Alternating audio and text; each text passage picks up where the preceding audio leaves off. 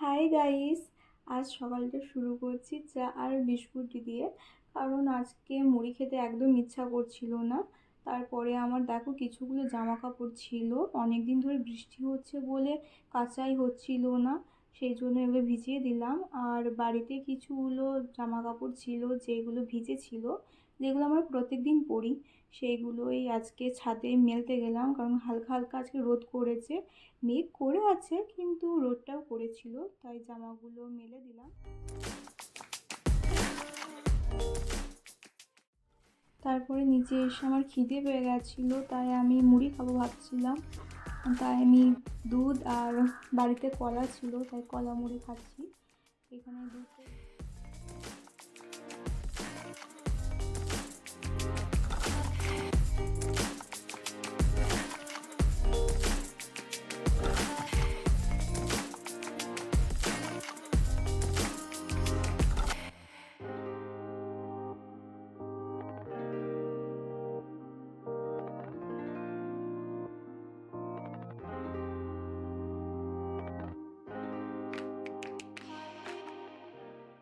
মুড়ি খাওয়ার পর মা বললো এই শিশুনির শাকগুলো বেছে দে।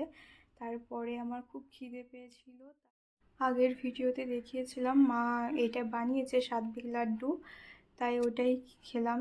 এখানে কলাই ছিল, গুড় ছিল, তিল ছিল, এইসব দিয়ে বানিয়েছিল, তাই এটাই দাঁড়িয়ে দাঁড়িয়ে খাচ্ছি। আজকে আমার কাকিমাদের ছাদ ঢালাই হচ্ছিল, তাই বাইরে দাঁড়িয়ে দাঁড়িয়ে আমি ওইসবই দেখছিলাম। দুপুরে শুয়েছি আর ফোন এসেছে যে আপনার পার্সেলটা চলে এসেছে।